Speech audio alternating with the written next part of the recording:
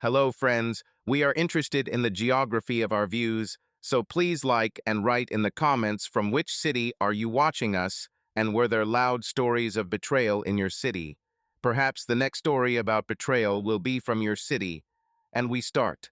Mark woke up a little earlier than usual due to the booming sound of a logging truck outside the window.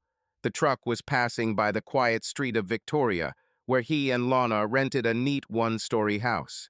He stretched, carefully trying not to wake his wife, but Lana had already opened her eyes and was blinking sleepily. "Where are you going so early?" she asked, sitting up on the pillows.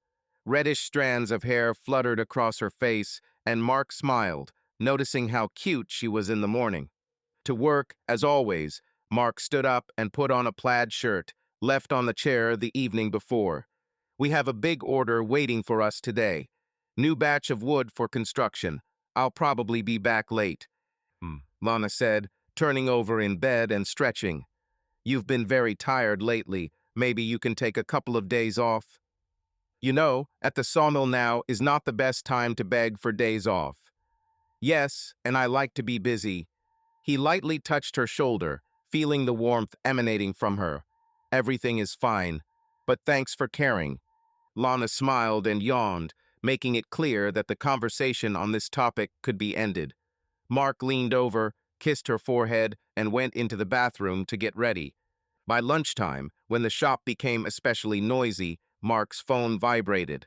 He took it out of his shirt's breast pocket, expecting to see Lana's name, or perhaps the foreman on another errand. Lana actually flashed on the screen. "Hello?" Mark raised his voice slightly to cover the roar of saws and tractors. "Hello, dear. How are you doing there? Everything is fine." There was a cheerful note in Lana's voice, which made Mark happy. "Yes, everything is fine. We are just finishing loading." "How are you?" "Yes, wonderful. I just finished my morning workouts. Now I'm going to have coffee with Sammy." "Listen, we came up with an idea." "What idea?" Mark knew Sammy for a long time. She was Lana's best friend, but her enthusiasm and love for noisy parties did not always coincide with his wife's more relaxed lifestyle, and even more so with the character of Mark himself. Sammy heard about a new elite club in the center of Victoria. It was called Midnight Bloom, or something like that. Today, there is an opening there, and as always, she has some kind of boat on the guest list. Basically, she invites me to a bachelorette party, just to hang out. "Bachelorette party?" Mark asked, trying to hide his slight concern. "You haven't gone anywhere for a long time." "When is this?" "Yes, this evening. Can you imagine? It happened spontaneously. Sammy says it will be the party of the year, and she and her friends have free entry. She persuades me to go. Do you mind?" He thought about it. On the one hand, he and Lana had not had any conflicts due to jealousy or mistrust for a long time. He was generally calm, they always discussed everything openly. On the other hand, Mark's new job at a logging company made him constantly feel increased responsibility and stress. And then there's Sammy. She had a reputation for being the kind of girl who liked to add fuel to the fire and spice up the party. "I think it's okay if you want to go."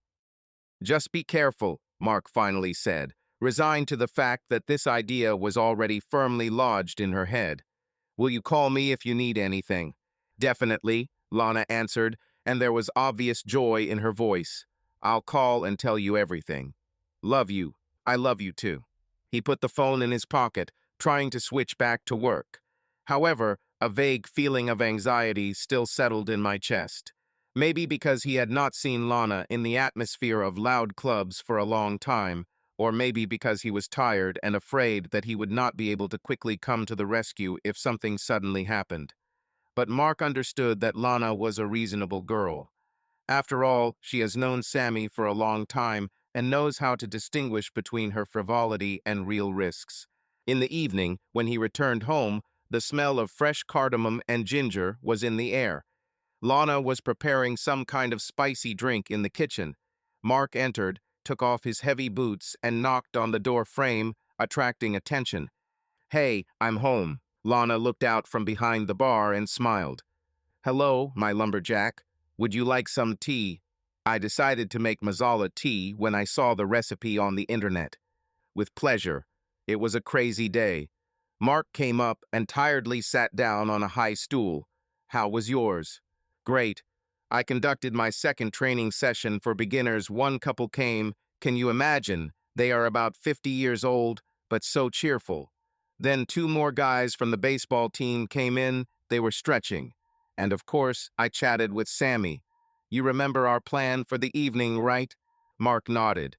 He couldn't help but notice the enthusiasm in his wife's eyes. Lana has always been a person who knows how to charge others with energy, but now she herself was beaming, looking forward to going out into the world. Sammy promised to pick me up around 11. Lana put a cup of spicy tea in front of him. Do you want dinner? I can cook something light. We have turkey and salad. Let's do something simple. Mark took a sip and closed his eyes, feeling the warmth spreading throughout his body. To be honest, while I got there, I was thinking about everything in the world. Are you sure you need this party? I don't mind if you want to relax at home. Yes, I'm sure. She put her hands on her hips and bowed her head. Mark, everything will be fine. I'm not a teenager anymore. I know how to behave in clubs, and Sammy won't let me go to waste. I know, he smiled, trying to push away his anxiety. I just have a strange feeling. I don't know, maybe it's because I haven't sat at home with you normally in the evenings for a long time, and the work is so. Lana came closer, wrapped her arms around his shoulders, and leaned towards him, touching his forehead with hers. Let's do it this way. I'll go, have a fun time, and swear I'll call you when I realize that it's late and it's time to go home. You can go to bed peacefully, and I'll call a taxi or Sammy will give me a ride. Okay, it's a deal. But if anything goes wrong, call me right away, okay? Certainly. They kissed, and for a moment Mark felt the depth of their affection. How many years have they been together? 7, 8? But still, every time Lana went out somewhere without him, especially in the evening, he could not get rid of a slight anxiety. But it was mutual trust that made their marriage so strong. It was already 10:30 when Lana went to the bathroom to get ready to go out. Mark, meanwhile, put away the dishes after a light dinner, turned on the radio in the kitchen, and made himself another cup of tea. I calmed down from routine affairs, but sometimes a question flashed inside me. What if Sammy again drags Lana into some kind of crazy adventure? He knew that Sammy was the life of the party and loved luxury and entertainment. After the divorce, she began to value freedom even more and tried to live in the moment, which sometimes bordered on excessive risk. However, Lana was a person of a different type, although she could succumb to emotions, but on the whole, she remained reasonable. How do you like me? Lana came out of the bathroom and walked around in the hallway. She was wearing dark jeans and a light silk blouse with a V-neck. Jewelry includes a thin silver chain and a pair of bracelets on the wrist. You look gorgeous. Mark said this without holding back a slight pride. Just don't freeze. It's getting colder this evening. I have a jacket. Don't worry. She went to the mirror, ruffled her slightly wavy hair with her hand, and adjusted her lipstick. Then Lana noticed the reflection of Mark's face, still tense. Listen, I'll just go and look at this club, dance if I'm in the mood.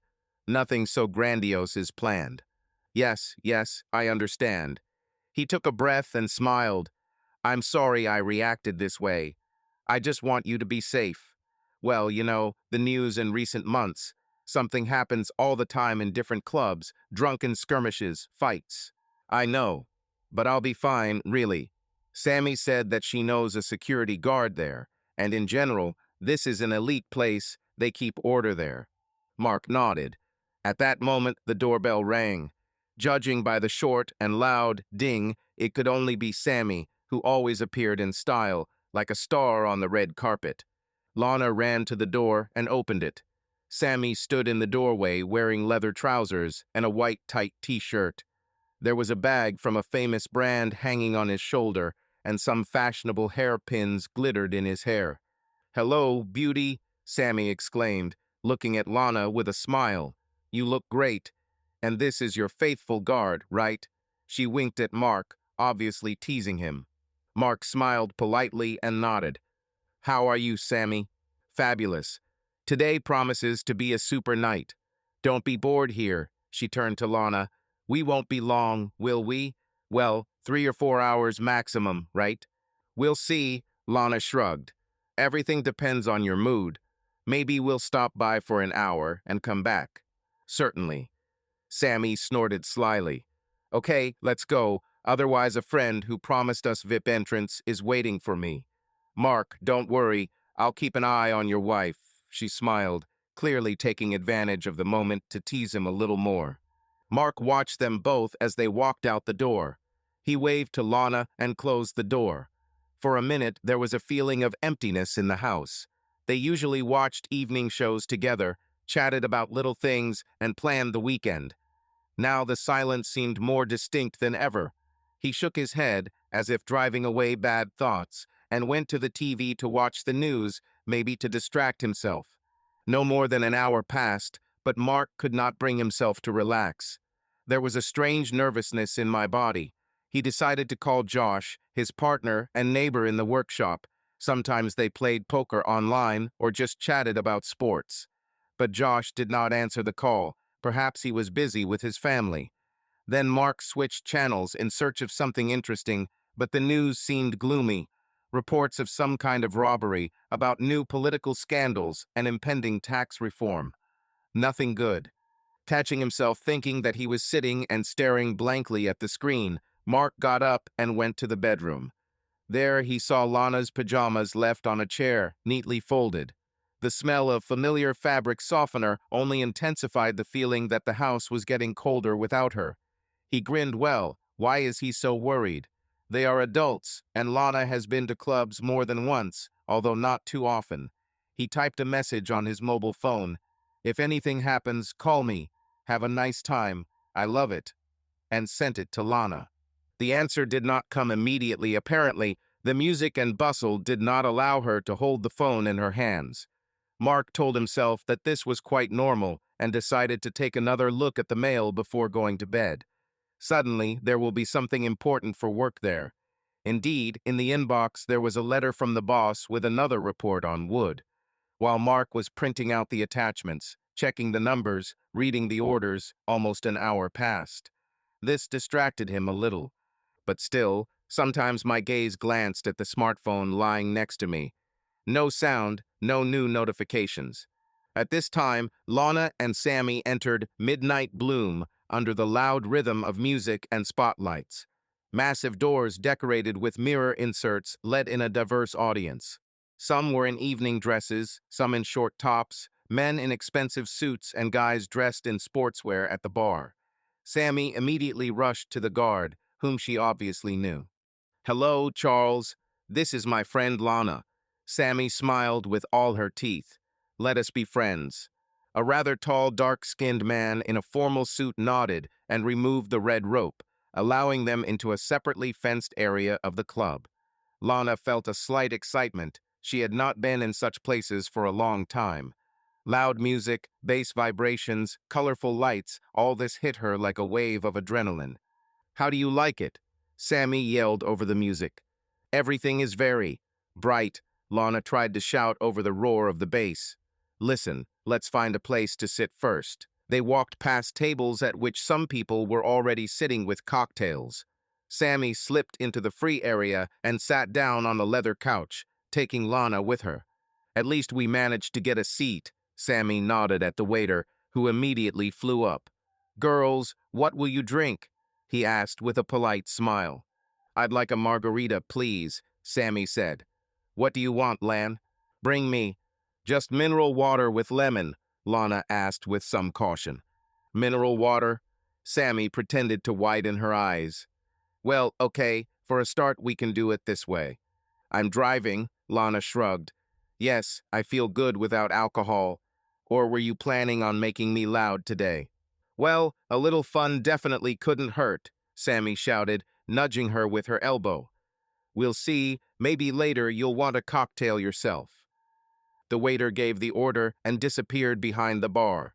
The girls looked around, noticing how the people around were either actively communicating or had already left to dance. From the side of the stage came the voice of a DJ announcing a prize draw in honor of the opening of the club. Cool, right? Everything here is so new, Lana tried to shout over the blaring music. And the interior is interesting, these mirrors, lighting. The lighting is gorgeous. Looks like the owner has invested a lot of money, Sammy agreed. By the way, he walks around here, looking after everyone. I saw him over there at the counter. A few minutes later, the waiter ran up to them with their order. Sammy boldly took a sip of her margarita, narrowed her eyes with satisfaction, then looked cheerfully at Lana, who took a sip of water. Hey, don't slow down. Let's at least walk and dance a little. Lana looked around the bright dance floor. It had been a long time since she had danced in such an environment. Usually her and Mark's evening dances were limited to home gatherings and sometimes friendly barbecues where they turned on the music at a lower volume. Let's just take a look first, she smiled, realizing that Sammy wouldn't leave until they were on the dance floor. But promise me that if I feel uncomfortable, we'll leave right away. Certainly. I want you to relax, not tense. With these words, Sammy stood up and pulled her along with her. The music absorbed them into its rhythm, flashing lights cut the space, and the smells of perfume and alcoholic beverages mixed in the air. At first, Lana felt some constraint, but gradually, her friends began to move to the beat of the music. At that moment, all the fatigue from work and routine left Lana. She felt at ease. She even caught herself thinking that she had not had so much fun for a long time. Do you see? Sammy shouted, moving closer to Lana's ear. We need to get out more often. Perhaps you're right, Lana agreed, laughing. But somewhere in the depths of her soul, she felt a quiet pang of conscience. Mark, at this time, most likely, was sitting alone at home, immersed in his experiences. I'll definitely call him later, she thought, even reaching into her pocket to check her phone. However, the environment was too noisy to hear ringing or vibration. Lana decided that she would do this a little later, when they went out to a quieter place. Mark at this time remained at home in the dark, among the quietly humming TV. He looked at the screen, but his thoughts revolved around one thing. Lana and Sammy in the new club. It was already approaching midnight, but there was no news. But he restrained himself, trying not to be intrusive and not to dial the number for no reason. He knew it might look like mistrust, but Lana was asking him to trust. She will return, he repeated to himself. Everything is fine. What problems could there be? However, a slight lump in my throat did not give me peace. He jumped up, walked around the house, and tried to distract himself by looking at recent photographs of them hanging on the wall in the living room. Here they are laughing against the backdrop of the sea. Here is a New Year's photo by the fireplace, and here is last year's trip to the lake, where Mark is against the backdrop of huge pine trees. All memories were warm, filled with the kindness of their relationship. Lana just wants to have a little fun, Mark told himself. She deserved it. I can't always protect her like a child.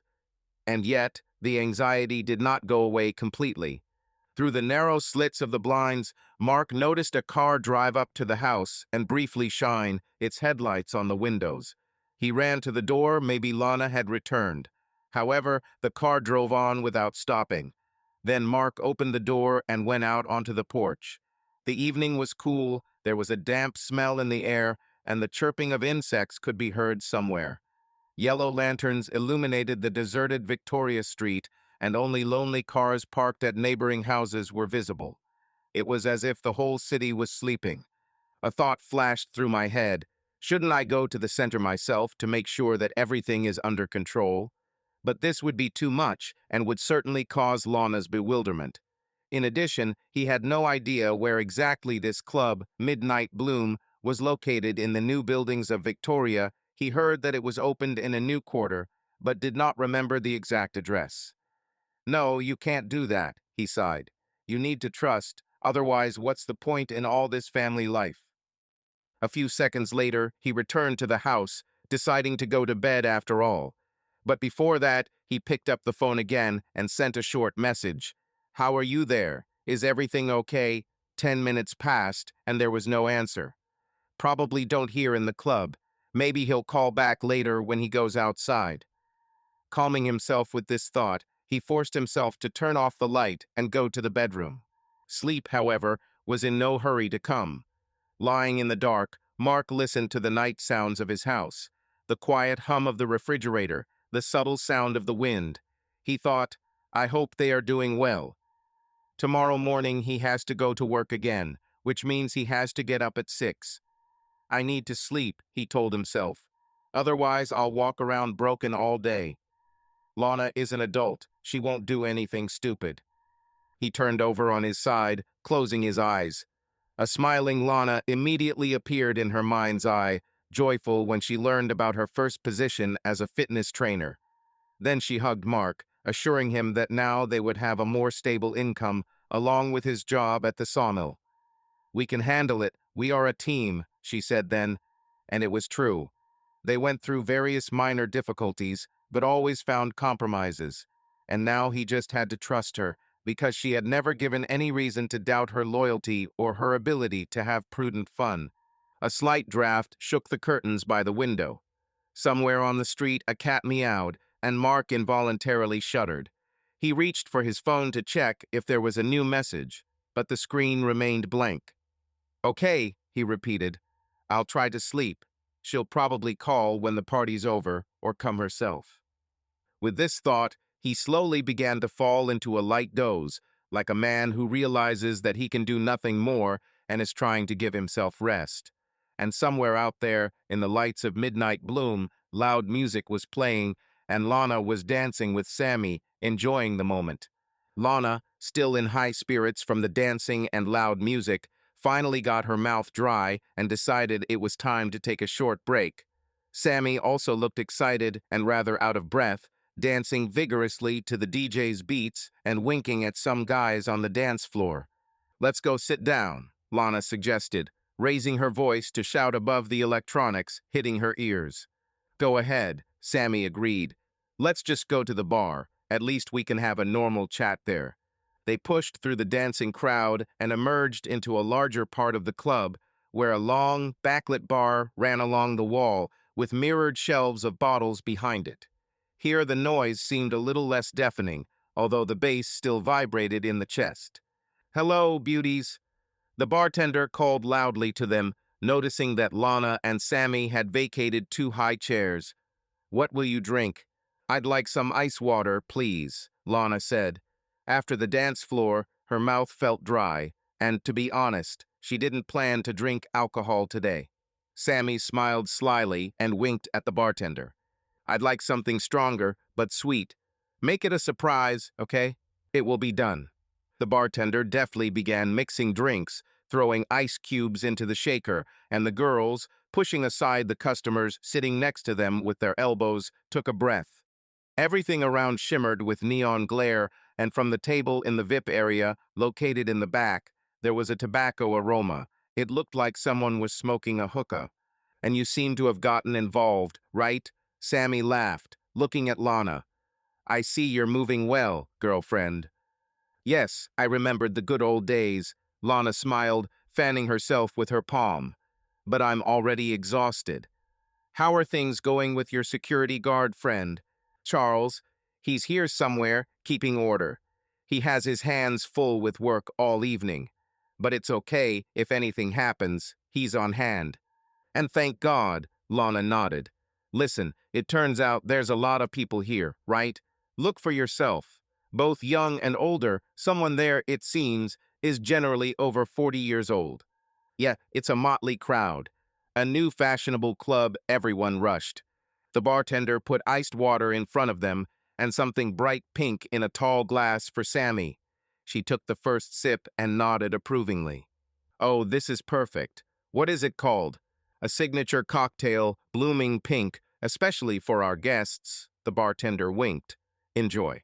Oh, we have no doubt. Sammy leaned back in her chair, nodding for Lana to try a sip too. But Lana just laughed and shook her head. No, I'll stick to the water for now. Sammy shrugged her shoulders, saying, whatever you want. They only had time to take a couple of sips when 2 men approached the counter noticeably relaxed, in expensive suits without ties. One was short, but of a strong build, with a short beard and an earring in his ear. The other was taller, but seemed thinner and had well-groomed dark hair combed back. "Girls, is it busy?" asked the taller one, smiling slightly. There was something self-confident in his smile, but not rude. Sammy, of course, was always happy with any contacts and flirting, so she smiled back. "There seems to be room, take a seat. We are just relaxing after the dance floor." The men took 2 empty chairs, and the bartender immediately turned his attention to them. Up close, it became clear that this tall guy was distinguished not only by his confident appearance, but also by his special posture. He carried himself like a man accustomed to commanding, or at least being in the center of attention. "James," he introduced himself, extending his hand first to Lana and then to Sammy. "And this is my friend, Robert."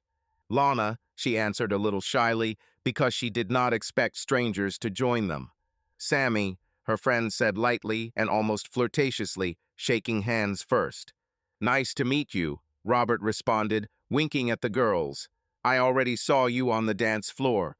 I decided that it was not worth losing the chance to at least exchange a few words."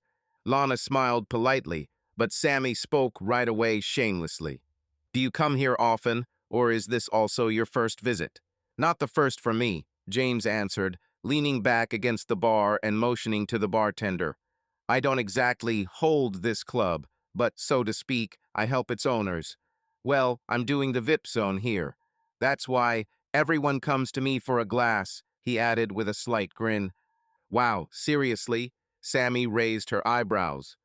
"So you're the main man in these luxurious booths?" "You can say so. I am responsible for service, so it is important to me that guests have a good time. And you seem to be a bright girl. It seemed to me that you would like a separate company. If you want, I can arrange it." "I don't know yet," Lana shrugged, still not feeling much desire to go somewhere in a closed area. Sammy looked at her with a look full of hints. Agree. But Lana decided to change the topic. "How long have you been living in Victoria?" She asked James to understand who he was and what he was like. "Long enough," he exchanged glances with Robert, as if exchanging a secret remark. "My family moved here when I was 18 years old. Now I've settled down here and run some business at the same time. This club is part of our new projects." "Well, that sounds convincing," Sammy grinned, sipping her cocktail and looking at James almost fascinated. She has always been drawn to people with opportunities. "Lana, what are you doing?" Robert intervened, smiling. "Fitness trainer, I work at a local gym. And yes, I don't go to clubs often," she admitted, taking a cautious sip of water. "Oh, that explains the excellent shape," he said, giving her figure an appraising look. Lana noticed that the compliment sounded rather straightforward and was slightly embarrassed.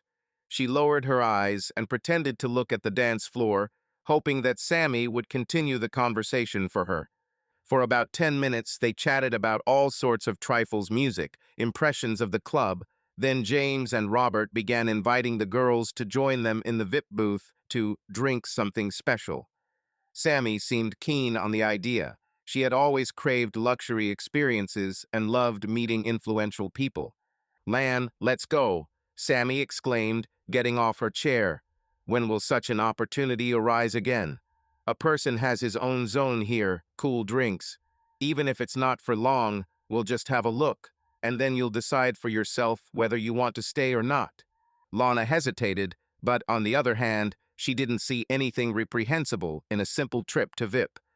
"We'll just talk there, maybe stay there for about 20 minutes, and then come home," she thought. She remembered Mark and his excitement, but decided that since she came here, it was better to at least find out what the VIP area was before leaving.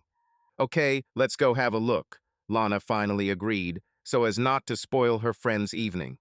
James waved his hand, beckoning the waiter, and he quickly took their order. A new round of cocktails for Sammy and Robert, whiskey on the rocks for James, and Lana still only wanted a mineral water, although, succumbing to the energetic atmosphere, she began to doubt whether she should drink a little. The VIP area was behind a massive curtain separating it from the main part of the club. Inside, there were several low round sofas, tables with glasses and bottles, Dim lighting created a more intimate atmosphere. The music here was not so loud, but the bass still seemed to pierce the floor. A couple of other groups sat in the corners, laughing and talking, while others danced in the cramped space, swaying to the rhythms. "Welcome to my abode," James said half-jokingly, running his hand through the air. "Relax. Do you want hookah, champagne, whatever?" "I personally have nothing against champagne," Sammy responded, looking around with a greedy gaze. "Wow, Lan, look." She pointed her finger at a large vessel with ice cubes in which expensive bottles stood. "It seems like there's everything here that your heart desires." Lana involuntarily smiled, although she already felt internally that all this was too much for her. Sammy seemed to be on the hunt for all these luxurious things and clearly felt at ease. "Are you sure you want champagne after cocktails?" Lana asked in a low voice. "Mixing alcohol is not a good idea." "Hey, I'm just trying a little at a time, relax," Sammy snorted. "Don't be boring, okay?" "I'm not a bore," Lana grumbled, slightly hurt. But she remained silent further because she didn't want to start an argument. Robert, having heard their dialogue, signaled to the waiter standing to the side, and he immediately brought a bucket of ice and a bottle of champagne. James personally uncorked it, pouring the drink into thin glasses for everyone except Lana for her, at her request. It was still the same water with lemon. "Well, here's to meeting you," James declared a toast, raising his glass. Everyone clinked glasses, and Lana reluctantly leaned against her glass of water. She felt a mixed state, interesting, slightly exciting, but also anxiety layered on top. With her peripheral vision, she noticed how people around her kept exchanging glances, laughing, some dancing on the narrow aisle near their sofa. After a few minutes of casual conversation, Sammy, already slightly tipsy, began talking in a low voice about fun to the fullest. And then Lana heard the familiar word pills. "Lan," Sammy called, inserting a phrase between general remarks. "The guys have something interesting here." In terms of, Lana was wary. "Well, some vitamin to lift your spirits," she tried to smile, but her voice betrayed impatience. Lana understood that Sammy had never been an angel, but they both usually stayed away from illegal drugs. At least Lana definitely is. "Are you serious?" she whispered. "We've never been interested in this. Why?" "Well, just try it once," Sammy shrugged. "Yes, and here is a safe place. Everyone is happy. No one gets angry." James said it was a pure thing, that people relax, feel better. "Hey girls, is everything okay?" James suddenly intervened, apparently noticing that Lana was looking skeptical. "No one is forcing you. We're just having a party today. Many people try different things. I want you to have a blast if you want." Robert smiled, leaning back on the sofa. "Nothing dangerous, I promise. Sometimes I accept it myself. Everything is light, without any additives." Lana frowned. She somehow didn't believe in all these assurances, because she knew very well there is usually no such thing as easy in such things. But Sammy, it seems, had already decided for herself that it's nothing like that, and even wanted to prove to Lana that it was fun and one time isn't scary. "That's enough," Lana whispered, making sure no one but Sammy heard. Listen, Sammy, this is not at all what I planned." "Come on," Sammy, without losing enthusiasm, approached her friend. "When will we get to such a place again? Maybe this is the only opportunity to truly relax. You've never tried it, you just have prejudices." Lana felt an uneasy knot in her stomach. I immediately remembered that Mark had warned her, "Be careful." But then it flashed. What bad will happen if I only take one pill? In the end, there really are a lot of people around who are having fun, smiling, and no one looks dangerous. Even though the security is in place, James himself assures that everything is under control. She looked at Sammy, then at James and Robert, who seemed to be waiting for her decision. It became a little awkward. It seemed that if she refused, everyone would think that she was boring, a gray mouse. And Sammy was already opening her palm, on which lay a small white pill. "Listen, don't be afraid," James said in a soft voice, noticing how she hesitated. It gives you a slight rush of euphoria. It will become easier for you to dance. You will forget about tension. Everyone is here, I promise. She suddenly felt hot. It was as if all the attention of this small circle of people was focused on her alone. My heart was pounding. Lana felt a wave of panic rising. Should she give up right now? Or agree so as not to look out of touch? She looked out of the corner of her eye as Sammy was already throwing the pill into his mouth and washing it down with champagne without a shadow of a doubt. Come on, friend. Sammy nudged Lana with her elbow, blinking as if to encourage her. This is wrong, whispered an inner voice, but it seemed to her that the whole situation was pushing towards a decision. Bright lights, smiles, assurances that everything is under control. Alone, she thought. Just one. Then I'll see what happens. If anything happens, I can quickly leave. Her hands were shaking, but she still took the pill that James handed her and quickly threw it into her mouth, immediately washing it down with water. For a moment, it seemed as if the whole world had stopped, but after a few seconds, everything returned to normal. Only a strange chill from the decision made spread inside.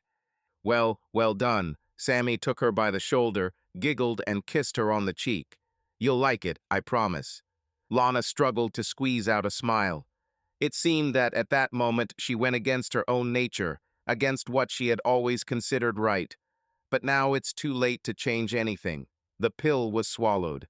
When will it work? She asked quietly, hardly moving her lips. In about 20 to 30 minutes, James replied, glancing at Robert.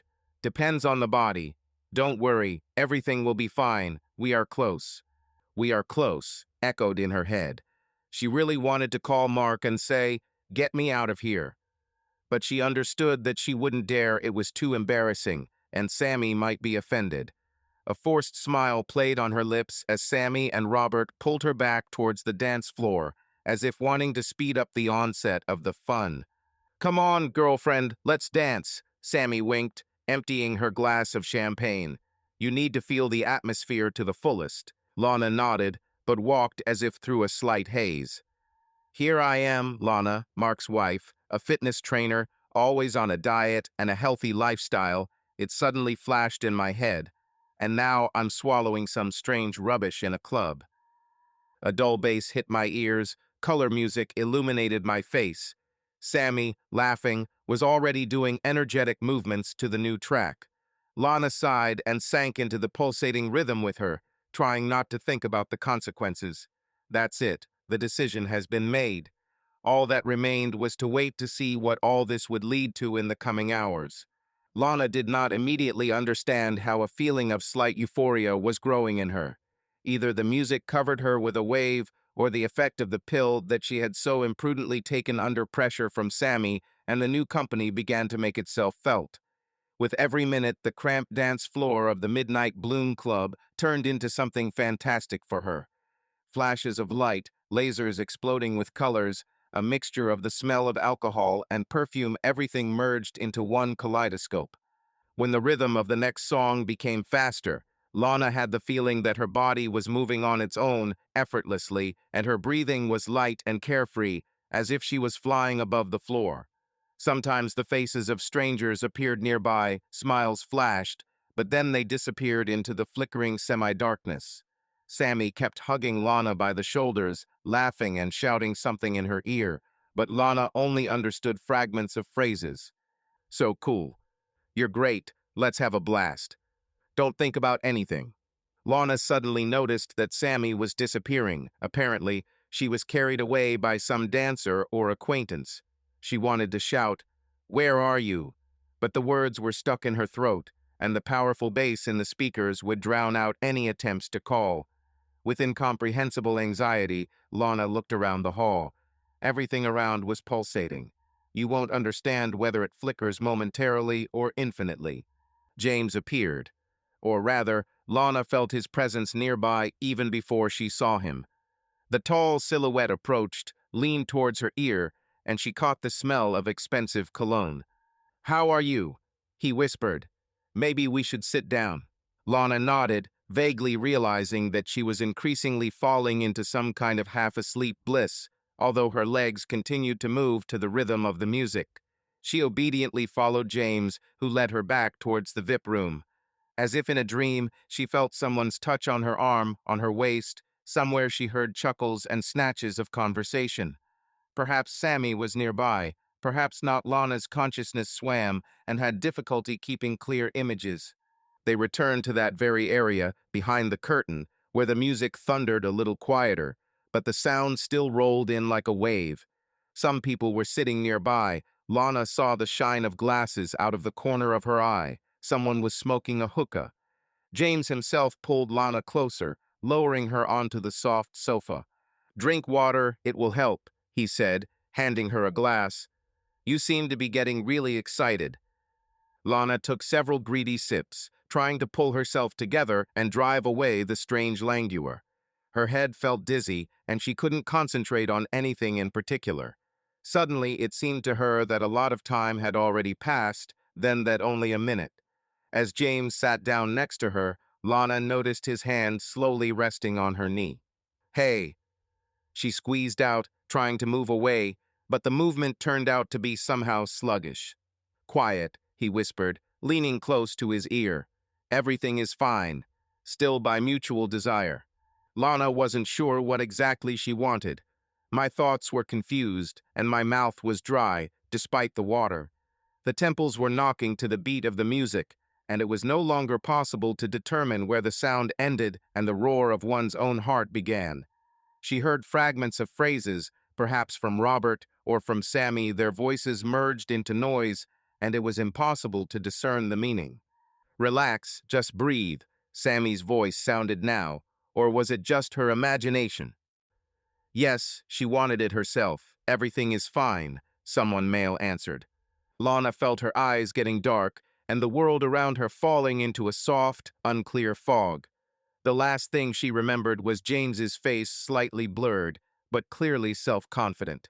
He leaned even closer, touching her ear with his lips, muttering something seductive, and she could no longer tear her consciousness out of this waltz of dizziness. Flashing lights, heavy breathing, muffled voices, laughter, and suddenly complete darkness. Lana woke up from a harsh yellow light that made its way through the curtains. "My head hurts."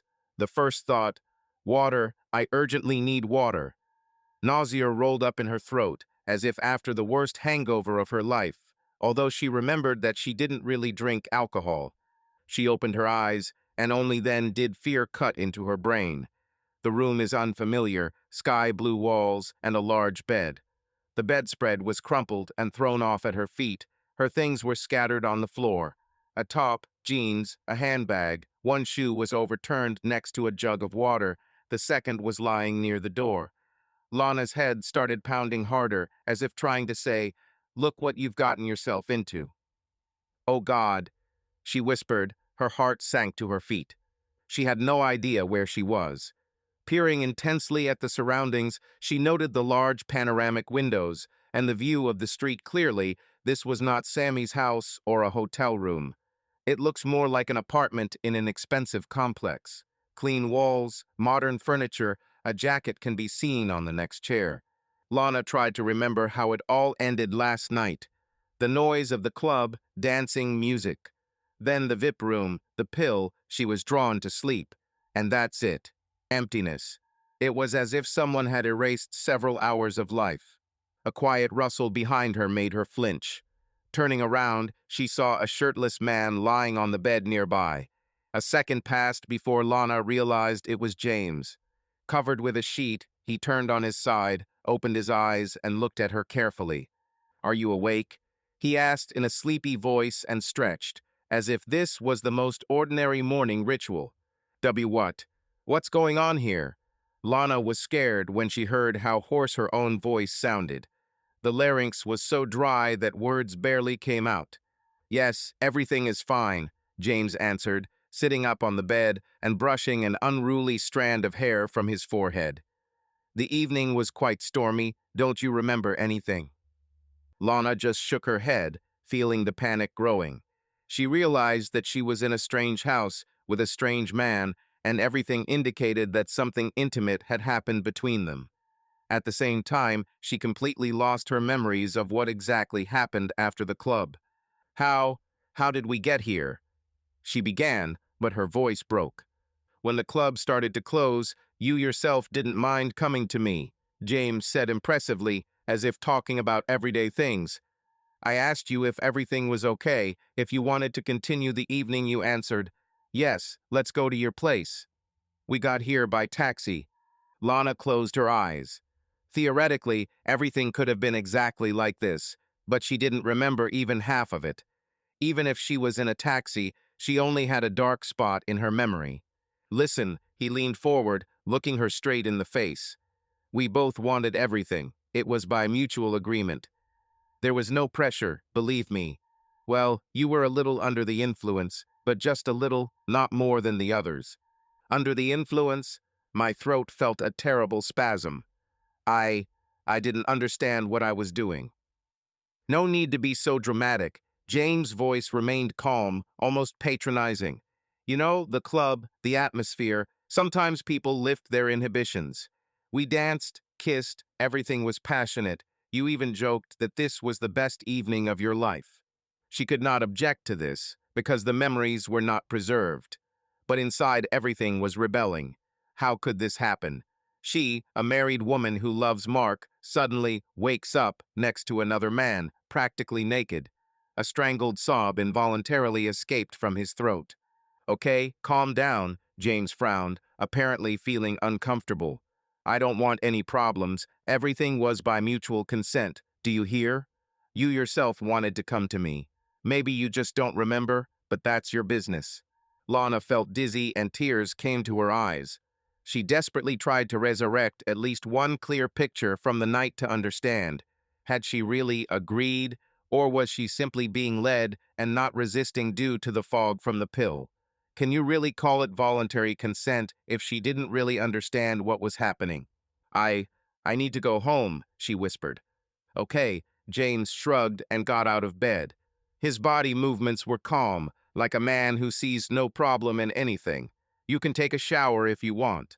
The kitchen is there. Water is in the refrigerator. Well, you can take a taxi if you don't mind. I'm a little busy right now. I have a meeting in the morning. He talked about it so casually that Lana felt terrified. Meeting, and she, then, is just an episode of his night's rest? Indeed, his apartment stylish, spacious gave the impression of the home of a man who leads an active nightlife. Perhaps this happens to him often. Lan's legs didn't obey her, but she, overcoming the faintness, got out of bed, trying to cover her chest with the edge of the sheet. The body was brittle and somehow unbending from fatigue and stress. Out of the corner of my eye, I noticed a bruise on my left forearm, probably the result of erratic movements or someone's careless grip. I'll just go, she repeated, trying not to look at James. Seeing him standing next to him in his underwear, I felt a wave of disgust for myself and the situation. She slowly collected her clothes from the floor, jeans, blouse, underwear. A small dog clasp flew off from a torn zipper on a handbag. I just had to hold my purse under my arm. Quickly putting on her clothes, Lana fumbled for her mobile phone. Luckily, the phone ended up in James' jacket pocket apparently. He put it there so it wouldn't get lost. The screen was dead. Here, James said busily, handing her the power bank. Recharge so you can call a taxi. With shaking fingers, she connected the phone and watched as it slowly began to come to life. The names of Mark, Sammy, the messages, everything floated before her eyes, like a reminder of the real world, from which she had been torn away for several hours, and which would now weigh heavily on her. Lana didn't know what to say. I'll just leave and that's it. Okay, he nodded. I don't want us to have conflicts. I repeat, you did everything yourself, don't blame me. His words made Lana feel bitter. She understood that if she blamed anyone, then, first of all, she would blame herself for following Sammy, James, and her own weaknesses. But it still seemed to her that he was taking advantage of the situation without showing the slightest empathy. She took her phone off the power bank, charged it a little, and used the app to call a car to the nearest address. For the first time, I wondered what this building was called. Judging by the geolocation, this is one of the new residential complexes in Victoria. Lana clenched her teeth until the taxi confirmed the order. Good luck, she heard after her as she left the apartment. James seemed to have already started getting dressed, making no attempt to detain her or explain himself. When the door slammed behind her, Lana felt tears running down her cheeks. In the elevator, mirrored and sterile, she saw her reflection, running makeup, pale face, sunken eyes. God, how am I going to look Mark in the eye now? There was only one question in my head. How did I get to this point? The morning air outside seemed disgustingly fresh. Lana, trembling from the cold and the shock she had experienced, crossed the yard and went out to the road, where a car was already waiting for her. The driver seemed to want to smile politely and say hello, but seeing the expression on her face, he chose to remain silent. Lana silently sat in the back seat, sinking into a deep sense of guilt and fear. The car slowly pulled out onto a busy highway. The city of Victoria was already waking up. Cafes were opening somewhere, someone was rushing to work, people were crossing the streets, smiling and minding their own business. For Lana, everything that happened around lost its usual meaning. It seemed that the world lived as before, and she was torn out of her usual reality by this terrible story. She had time to think about how to tell Mark about what happened and whether it was worth telling at all. So far, the thought of meeting my husband was so frightening that my heart sank. But she was sure of one thing. This day would no longer be like the usual quiet mornings in their house, and her whole life is unlikely to remain the same. The taxi turned onto a familiar street, and soon their low house appeared. Lana felt her heart beating faster and faster. She still didn't understand what to say, how to act, but she clearly knew one thing.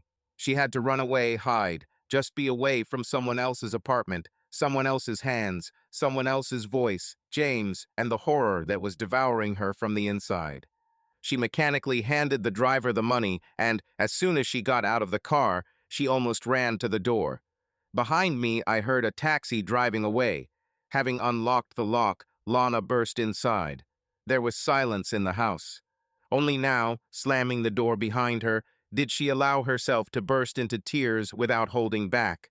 Somewhere in the depths of my consciousness, the thought sounded, Mark is probably no longer at home, he went to work. And at the same time, she felt a faint relief that she wouldn't have to explain herself right now because her feelings were too chaotic and the pain and guilt were too strong. Lana took a few steps along the corridor and collapsed on the floor. Tears streamed down her face and she closed her eyes, curling into a ball. The morning was clear, birds were singing outside the windows, but bottomless darkness raged in Lana's soul. Not a single clear thought except, how could I ruin everything like that? And what happens now? And most importantly, why don't I remember how I lost the most important thing, loyalty to my husband and trust in myself? Lana sat on the floor in the hallway until she realized that the cold from the tiles was creeping into her bones. She stood up, wiped her cheeks wet from tears, and went into the bedroom, not knowing what to do now. A brief respite seemed like a salvation. She needed to calm down at least for a moment before facing the inevitable conversation with Mark. But where is he? If he left for work, perhaps he would only have time to return in the evening. She winced as she heard the front door quietly open and then slam. Heavy footsteps could be heard from the corridor. It was definitely Mark. My heart started pounding as if it wanted to jump out of my chest. Lord, I'm not ready. I don't know what to say. Lan, Mark called carefully. Are you home? She went out into the corridor, and she looked as if she had spent all her reserve of tears even before his arrival. Hair disheveled, eyes red. Mark stopped at the sight of his wife, instantly tensed. What's happened? Are you okay? Mark, Lana began, and her voice broke. No, it's not okay. He threw his jacket on the nearest shelf and approached her, trying to decide whether it was too early to hug and console or whether he should listen first. It was clear from her face that something terrible had happened. Everything in his soul ached even more because disturbing thoughts and premonitions haunted him from the very moment she left for the club. Explain, he said quietly, leaning down to look into her eyes. What happened? Where have you been? I spent the whole night. I was worried. I couldn't sleep. I... Lana cried again. I don't know how to say it. I did. Such an act. And then it burst through. In ragged phrases, sobbing, Lana tried to lay out all the facts, despite the confusion and gaps in her memory. How she and Sammy went to a new club, how they met the owner of the VIP area named James there, how he and his friends offered pills for fun, and how, having succumbed, she took this pill and then, a loss of memory, fragments, vague memories. I only remember, we were dancing, then his voice, the VIP room. Then I woke up in his apartment, Lana said intermittently, wiping away tears with the back of her hand. You see, in bed. What? Mark didn't believe his own ears at first. Are you, are you saying that you spent the night with this guy? Were you together? Lana nodded with difficulty, looking down. I don't really remember anything, but he said everything was consensual. I can't even argue, because I really was in a fog. Here the voice trembled again. I don't know what to do. Mark ran his hand through his hair in shock and took a step back. Everything was boiling inside him: resentment, fear, anger, and wild pain. He didn't expect such a blow. His body seemed to react physically, as if he had been hit in the solar plexus. Only in the morning he came home early, hoping to find his wife and find out why she did not answer at night. And now here it is. Lana, you... He couldn't immediately find the words. Do you understand what this means? You cheated on me, and even under some kind of illegal substance. Forgive me. Please. Lana began to sob, covering her face with her hands. I didn't want to. I don't know how this happened. She looked so defenseless that part of Mark's soul immediately reached out to compassion. He hated seeing his wife in tears and always considered it his duty to protect her. But how to protect her now, when you yourself have become a victim of betrayal?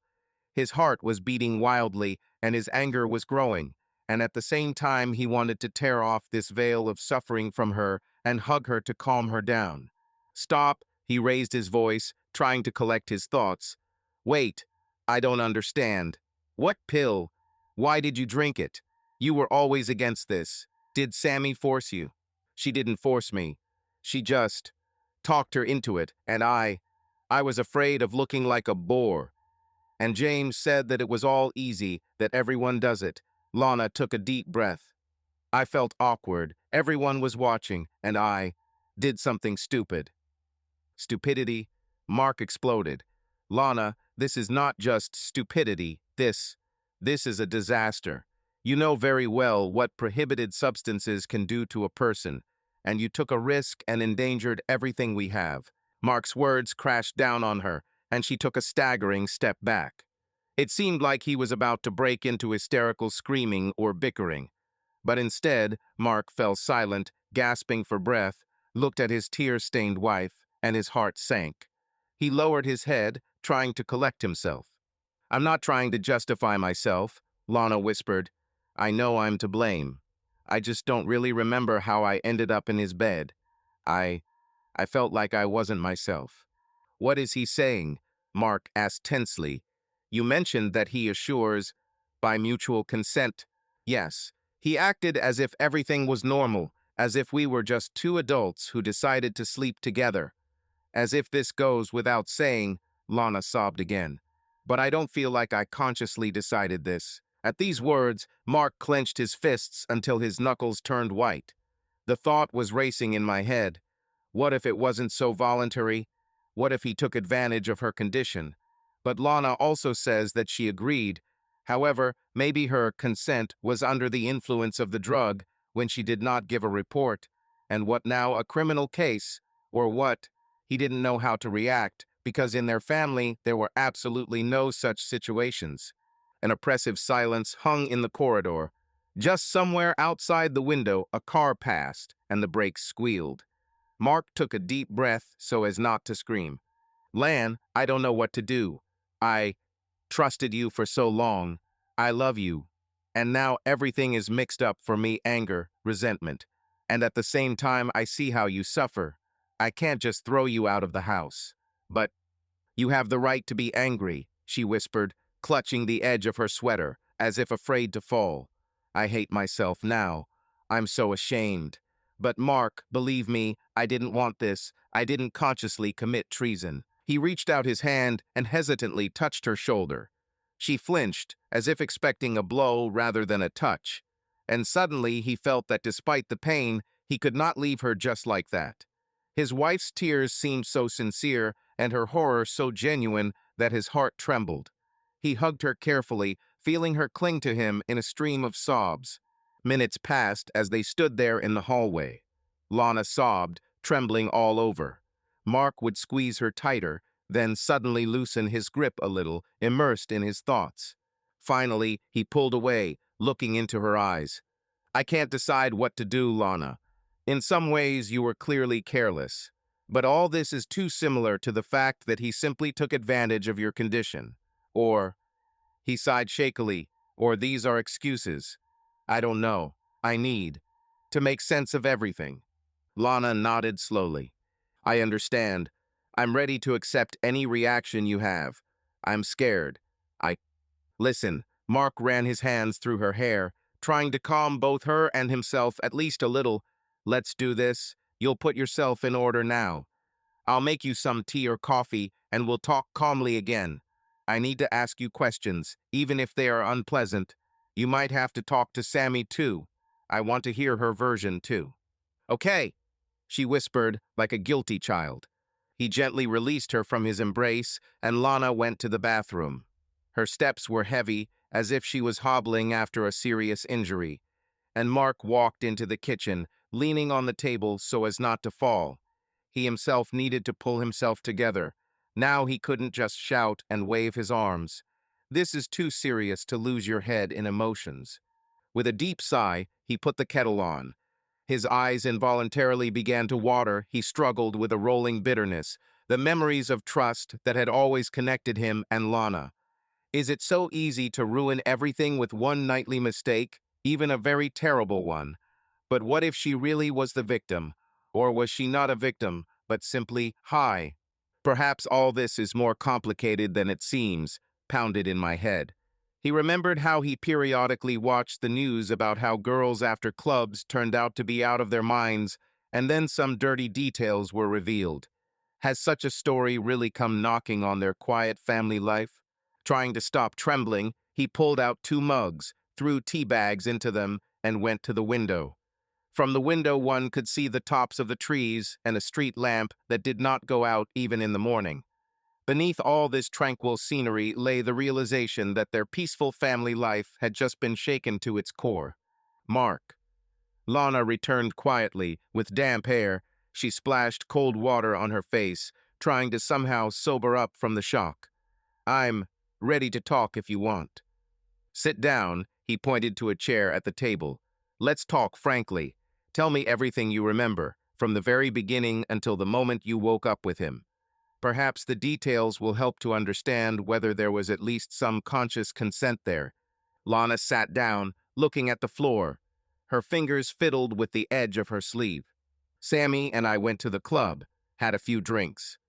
I mostly water, but the atmosphere was so oppressive, such a loud dance floor. Then these guys came up, James and Robert, and invited us to the VIP. Sammy was delighted, and well, I just followed her. Next, she took a deep breath. They offered a pill, something like ecstasy or something. At first I refused, but Sammy accepted, and everyone looked at me. In the end, I agreed too.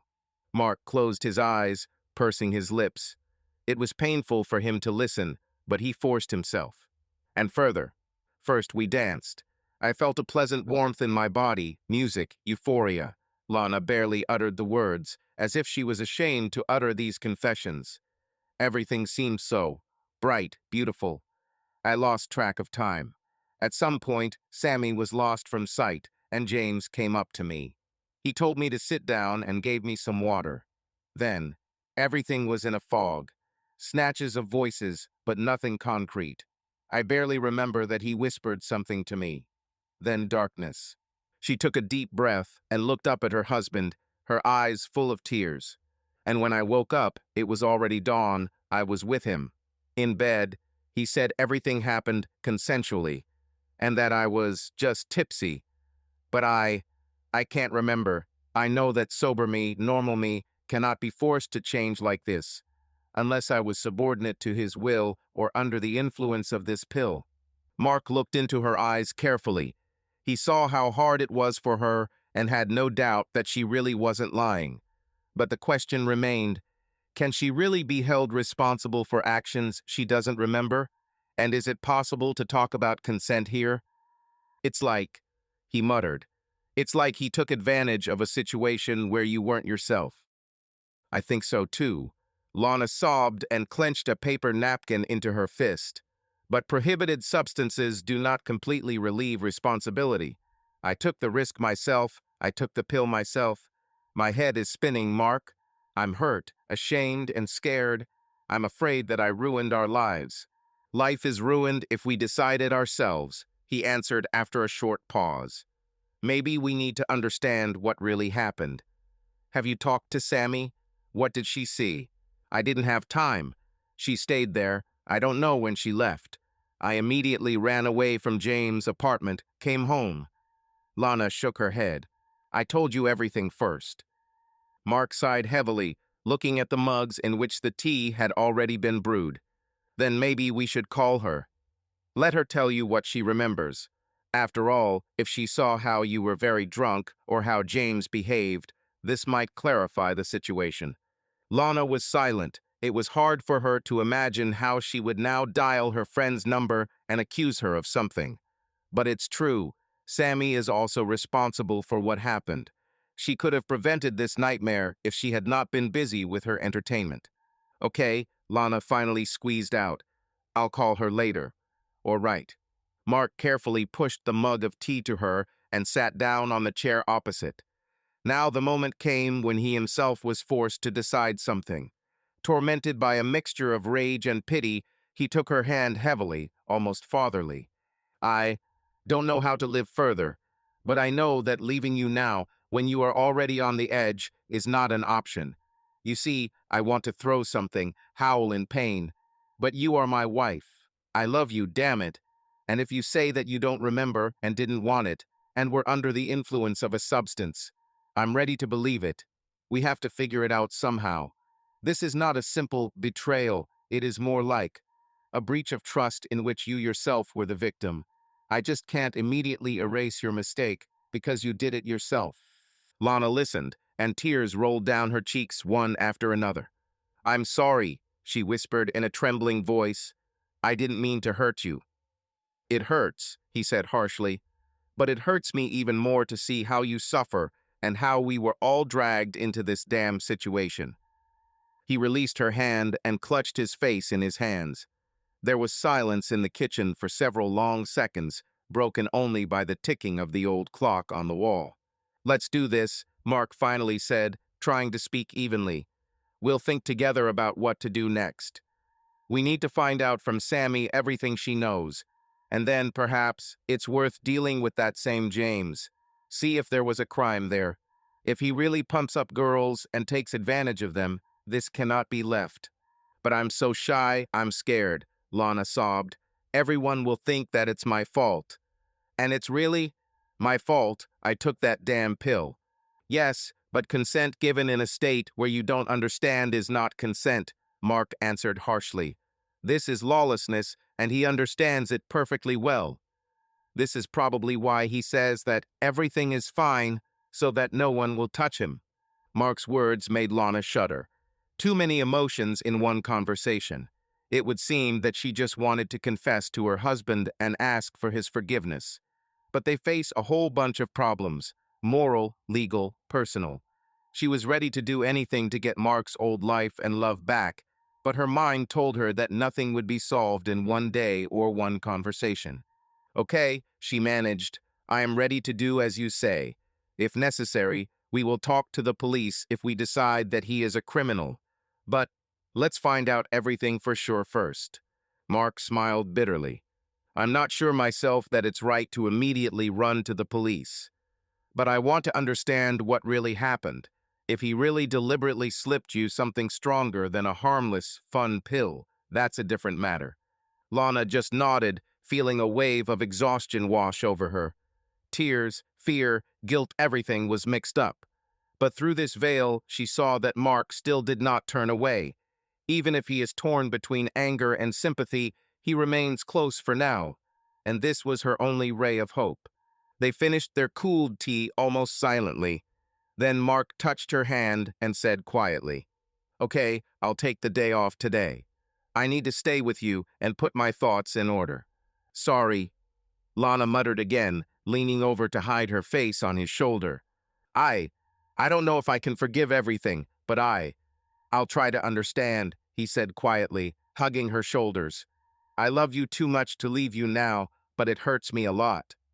If it turns out that everything was not as you say, or if you really voluntarily," he did not finish, swallowing hoarsely, "then we will have to look for another way out. But for now, while we are together." Lana nodded, tears flowing non-stop again. She was grateful to him that he was at least willing to listen and understand. And at the same time, it seemed to her that she was in a nightmare from which there was no quick awakening. Mark had been walking around as if lost for several days. Thoughts did not leave him, like buzzing, annoying flies. He tried to behave naturally with Lana, but the relationship was strained. She looked depressed and tried to avoid his gaze, constantly doing household chores, as if trying to atone for her guilt with everyday fuss. They hardly spoke, but Mark saw how much she was worried. One morning, having decided to clear his head and put his thoughts in order, Mark went to a small coffee shop in the center of Victoria, where he usually met with friends and acquaintances. The atmosphere was warm and calming, the aroma of coffee, quiet conversations of visitors, light music. He was about to leave when he saw a familiar figure at a table by the window. It was Emily, an old friend of Lana and Sammy, a yoga instructor from the same gym where his wife worked. Emily smiled welcomingly when she noticed Mark and waved her hand, inviting him to join. "Hello, Mark. I haven't seen you for a long time," Emily said, pushing away her cup of herbal tea and straightening a lock of her brown hair. "Hi, Emily." Mark sat down opposite him, putting on a polite smile. "Yes, there has been a lot of work lately." "I understand," she nodded sympathetically. "How is Lana?" Somehow she completely disappeared from the radar. She doesn't even respond to messages. Mark frowned, searching for words. "She's not in the best condition right now. Let's just say there was some trouble." Emily became wary, her gaze became attentive and serious. "Did something happen?" Mark hesitated, not wanting to reveal all the details. "Yes, just problems after going to one club. You know this place, the new club, I think it's called Midnight Bloom." Emily turned pale and took a deep breath. "I know," she said quietly, "and even too good." Mark felt his heart begin to beat faster. "What are you talking about?" Emily looked at him carefully, as if assessing whether Mark could be trusted with such information. "You know that I've been friends with both Lana and Sammy for a long time. But over the past year, Sammy seems to have changed. She began to behave strangely, constant parties, new acquaintances, some shady companies. Several times I saw her in Midnight Bloom, and I was surrounded by not the most pleasant personalities." "Which personalities?" Mark asked carefully, feeling how cold he felt inside. Emily sighed and lowered her eyes. "There's a guy there, James, I think. I don't know all the details, but people say he's dangerous, and it seems to be associated with prohibited substances and other dirt. Once Sammy herself admitted to me that sometimes she takes something, but then she laughed, like it's not harmful. I tried to stay away, you know." Mark turned pale. "James, a tall, confident guy running the VIP area?" "Yes, he is the one. Apparently you already know him." Mark clenched his fists, trying to suppress his growing rage. "Unfortunately, yes." Emily leaned forward, lowering her voice. "Mark, be careful with him and, honestly, with Sammy too. She started going to this club for a reason. They say she was in close contact with James. perhaps closer than just friends. Do you think she might have known that something bad was going on there? Mark asked, barely containing his anger. I think she knew very well, Emily said gloomily. If Lana got into trouble there, I'd have a straight talk with Sammy if I were you. Mark exhaled slowly, feeling determination building within him. All his suspicions began to take on clear contours. This means that this was not just an accident, but someone deliberately dragged Lana into a dirty story. Sammy, her best friend, was supposed to protect her, but instead she set her up, or even deliberately involved her in all of this. Thank you, Emily, Mark managed with difficulty. You have no idea how important this information is to me. Just be careful, Emily repeated again, taking his hand and squeezing his fingers gently. These people are capable of anything. They are ruthless. He nodded and stood up from the table, feeling his legs give way. Now he had no doubt. He needed to immediately talk to Sammy and find out what role she played in that terrible night. After leaving the coffee shop, Mark got into the car and slowly laid his head on the steering wheel. Everything was raging inside him. Anger, pain, rage, and misunderstanding of how a person who was considered a friend could do this. He closed his eyes, collecting his thoughts. Now he knew where to start and what exactly to ask Sammy. And if his suspicions were confirmed, she would regret dragging Lana into this nightmare. I'll get to the bottom of the truth, he thought decisively, starting the engine. And no one will escape responsibility. Mark felt that a painful mixture of anger and anxiety was accumulating in his chest, which would not give him peace. Ever since he learned from Emily about Sammy and James's possible close relationship, past doubts turned into a clear determination to figure out what really happened that ill-fated night. A premonition told him that the matter was much darker than just betrayal under the influence of a drug. The night before, he plucked up the courage to talk to Lana more openly. He, already knowing hints from Emily, carefully asked his wife about what kind of relationship Sammy had with James. Lana shrugged her shoulders in confusion. She seemed to know him, but I didn't think that they had any serious connections. Looking at the floor, she quietly added, but I never asked where Sammy got her money or why she was so absent-minded. It's all her fault, Mark wanted to scream, but he understood that Lana was in the most pain right now, and anger at her friend would only add bitterness to their already shaky situation. Instead, he reassured his wife, promising that he would look into the issue. Lana nodded silently, hugging him, and he felt her whole body trembling, as if in a fever. The next morning, having decided to go all the way, Mark went to the Midnight Bloom Club, which was still closed to visitors during the day, but there was a service door where the bartenders and staff often smoked. He waited nearby until he noticed a young guy in a bar uniform come out to smoke. "Hi, buddy," Mark addressed him, trying to appear calm. "Do you mind if I ask a couple of questions about how everything works here?" The guy, who looked to be in his early 20s, shrugged. "What do you want to know?"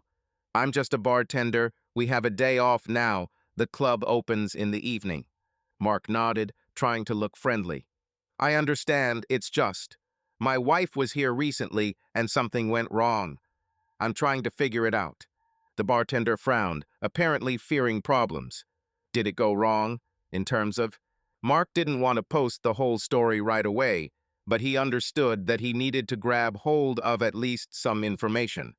They say that sometimes when people order cocktails from you, they may add something unusual to them, like a signature mix. Have you heard about this? The guy rolled his eyes. Yes, indeed. Signature mix is what everyone calls James's jokes. It's clear that it's not public, but rumors are circulating. He often treats his guests to VIP cocktails, which may contain something stimulating. They say it's a club energy drink, but in reality, who knows what? Mark felt a chill inside as his fears were confirmed. "And you didn't say anything about this to your superiors?" "Who am I to interfere?" The bartender sighed, looking around nervously. "James, here we have a person who owns a VIP. He has connections, and I still need to work." Mark felt a surge of rage, but suppressed it, realizing that the bartender was not an enemy, but only an ordinary employee who did not want to lose his job. Okay, thank you. At least something is clear. Tell me, does he often plan such treats? Quite often. Especially if you want to promote someone to buy expensive bottles or simply lure them in. His politeness is deceptive. He looks like a charming guy, but in reality. Got it, Mark concluded gloomily. Listen, if you remember anything else, can you call me? He handed over a business card with a number. Or if you suddenly remember the girl who could have been drugged that night. The bartender shrugged, but took the business card. Then he lit another cigarette and, glancing sideways at the door, lowered his voice. Listen, there is one more thing. They say that Midnight Bloom doesn't actually belong solely to James. Of course, he has a personality there, but behind him there are more serious people. So, be careful. Mark felt his insides tighten with anxiety. What else was missing? Getting into a showdown with serious types, he thought, but knew that he would not back down. For Lana's sake, for the sake of her own conscience. Thank you, was all he said, nodding to the guy. He threw away the cigarette butt, trampled on it, and disappeared behind the service door. Mark stood there, thinking about everything he had heard. The picture was becoming clearer. This was not just ecstasy, but it was quite possible that James and his company were mixing in potent substances that caused memory loss and led to increased suggestibility, hence Lana's voluntary consent.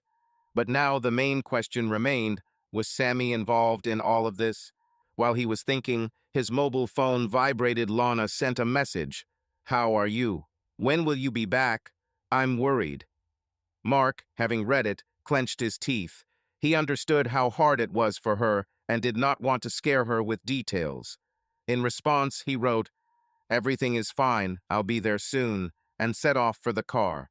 His sixth sense told him that he was on the right path. When he returned home, Lana was in the kitchen. On the table there was a dish of chicken and vegetables and the smell of fresh basil, but Lana herself did not touch the food. She sat with her cheek resting on her hand. She looked at her husband with bloodshot eyes. "Have you been to the club?" she asked quietly. Mark nodded and sat down next to him. "Yes, I learned a little. It's harder than it seems. It seems that James is constantly drugging the girls with something more serious than just ecstasy. And the bartender confirmed that this happens often. This is a kind of trick of the VIP zone." Lana turned white. "So, me too." He squeezed her hand. "More likely. I'm sure you couldn't do something like that on purpose.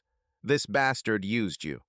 Tears welled up in Lana's eyes again. She sobbed. "But this does not relieve my guilt. I agreed to swallow it myself.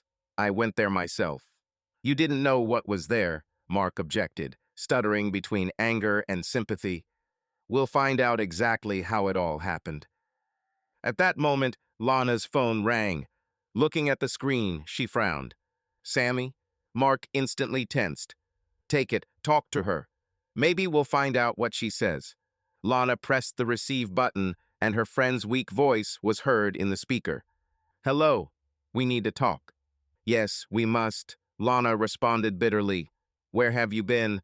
I was looking for you." "Can I come?" "I need to explain something." Sammy sounded confused. Lana looked over at Mark, who nodded, indicating that he agreed. Half an hour later, Sammy appeared on the doorstep, and Lana invited her into the house. Mark sat down a little to the side, deciding to listen first. Sammy looked terrible. Dark circles under the eyes, a haggard face, a nervous look. That confident party queen was no longer there. "Sammy," Lana began coldly, "tell me what happened that night." "I don't remember anything," and Mark did his little research. "Yes, I understand." Sammy bit her lip. "Listen, I didn't want it to happen like this. James promised me something." Mark exchanged a quick glance with his wife, letting her know that now they would understand everything. "And what did he promise?" he asked in an icy tone. "Money," Sammy whispered. "Big money. I owed him, you know. I got into debt because—" She sobbed, covering her face with her hands. "I spent too much. I generally led a chaotic life after the divorce." Then I tried to borrow from him a couple of times, and he said, "Come on, relax at my club, you'll pay me back later." But the interest rates were rising, and he threatened to hurt me if I didn't give it up. Lana gasped. "Sammy, why didn't you tell me anything?" Her friend looked at her in horror. "I was afraid, I was ashamed to admit that I was in such crap." And he put pressure on me and said, "Bring Lana, I like her. If she has a good time with me, I will forgive some of your debt." Sammy smiled bitterly, looking down, and I agreed. I thought that we would just take a walk. Maybe he would attack her with compliments, and then everything would be limited to flirting. I had no idea that he mixed something more serious into cocktails. Mark stood up abruptly from his chair, clenching his fists. "So you sold your friend without even warning her?" Sammy cringed. "I didn't want it to go this far. Is it true? I thought we'd hang out. He'd see how beautiful Lana is, and that'd be enough. But when I saw that she was feeling bad, and he was taking her to Vippy, I got scared. I tried to intervene, but he simply pushed me away, and his security didn't let me in. After that, I ran away. Sorry, Lan. Sorry." Tears ran down Sammy's cheeks, but Mark didn't feel sorry for her. He saw Lana standing with her hands gripping the edges of the table and shaking. The wife's eyes expressed shock and pain. "Did you understand what you were getting into?" Lana exhaled. "Did you understand that this could ruin my life?" "Yes," Sammy sobbed, "but I had nothing to pay with. He said that if I don't bring you to him, I don't know if something bad will happen to me. I was intimidated. This is not an excuse, I know." Mark stepped closer, looking at Sammy coldly. "This is vile, and now everything falls into place. James purposefully lured Lana in order to deprive her of her will and take advantage of her, and you didn't even try to warn me. I was afraid." Sammy repeated again. "Were you afraid? And Lana? Is she not human?" Mark's voice broke into a scream. "Do you have any idea what she went through?" Sammy just cried, not trying to justify herself anymore. Lana seemed unable to find words to express the depth of her betrayal. It felt like her best friend had turned into a stranger. Yes, Sammy could be frivolous, but to give her up like that to some criminal type was something Lana would never have expected. Finally, Lana swallowed shakily. "Sammy, go away. I can't see you anymore." Sammy burst into tears and reached out to hug Lana, but she recoiled as if touched by a poisonous snake. "I'm sorry," Sammy sobbed, realizing that nothing could be fixed. Mark hissed, "Get out. Now." She staggered towards the exit, and she and Lana remained standing in the kitchen, as if after a bomb had exploded. When the front door slammed shut, there was a heavy, oppressive silence. "That means the whole truth," Lana whispered, clutching her elbows. "She set me up for her debts." "Damn it," Mark breathed, realizing that inside he was raging with rage at Sammy and an even more burning hatred for James. "We can't leave it like this." Lana nodded, wiping away her tears. Her face turned pale, her lips trembled. "What should we do? Police? But we have no direct evidence." Mark pursed his lips gloomily. "We will find evidence, or at least draw the attention of the authorities to what he is doing. We must act carefully, but he must not escape responsibility." Lana covered her face with her hands. I'm afraid he might take revenge. If he has already gone as far as blackmailing and mixing in prohibited substances," Mark admitted, "it means he has no brakes. But we cannot live in fear. You don't want other girls to repeat your fate, do you?" Lana nodded silently, knowing full well that staying away meant allowing such people to continue to do whatever they wanted. Along with a feeling of horror, determination matured within her. Tears were still flowing, but a quiet but strong sense of justice was breaking through them. "I won't let him ruin anyone else's life," she said firmly, looking up at Mark, "even if I'm scared of myself." Mark hugged her, pressing her to his chest, feeling how little she trembled. He understood that there could be a long road ahead of them searching for witnesses, talking with the police, maybe with a private detective. but he also knew that they had to at least try. "We can handle it," he whispered, trying to assure both her and himself of this. Now they knew who was behind this whole story. James, blackmail, the terrible schemes that Sammy was drawn into, and the mixing of heavy drugs. Thus, an accidental betrayal turned into the discovery of a terrible conspiracy. And although the pain in their souls did not disappear, they had a joint front of struggle. Lana laid her head on her husband's shoulder, clutching his shirt. She knew that the worst was yet to come. But Mark was nearby, and this gave her strength. A week has passed since the heartbreaking conversation with Sammy, when the truth about her debts and the deal with James was revealed. Lana and Mark felt as if they had been pulled out of the calm flow of life and plunged into a world where every action was dictated by fear, blackmail, and illegal substances. Lifting the veil of secrecy, they are faced with a much darker conspiracy than they initially imagined. After Sammy admitted that James makes money not only by selling special cocktails, but also conducts extremely dark activities, Mark had an alarming thought. How far can his connections reach? He remembered the bartender's words. There are more powerful people behind James. One could only guess how complex this network was. But one thing became increasingly clear. Talking about it openly meant putting yourself and Lana in great danger. Nevertheless, Mark could not leave everything as it was primarily, because at any moment a new girl could become a victim of addiction of an unknown drug, and also because of his own pain. After all, Lana was used as a pawn in a dirty game. This anger spurred him to take decisive action. Still, he didn't want to push through, no matter how much he wanted to settle the score with James personally. Instinct suggested that confronting criminals alone was a disastrous proposition. Mark had an old friend, Steve, who once worked for the Victoria Police Department. They rarely communicated after Steve left the police and took up private investigation, but from time to time they crossed paths in the city and corresponded in instant messengers. Steve was exactly the type of person who hates dealers, since during his service in the police he was repeatedly faced with the destructive consequences of their activities. One evening, when Lana had already gone to bed after another day at the gym, Mark dialed Steve's number. "Hey, old man, haven't heard from you for a long time," said a cheerful voice on the phone. "What's happened?" Mark thought for a moment about how to formulate his thoughts, but decided to go straight ahead. "Hello, Steve. Listen, I have a problem. Very serious, associated with the Midnight Bloom Club. I need your connections and skills." Midnight Bloom.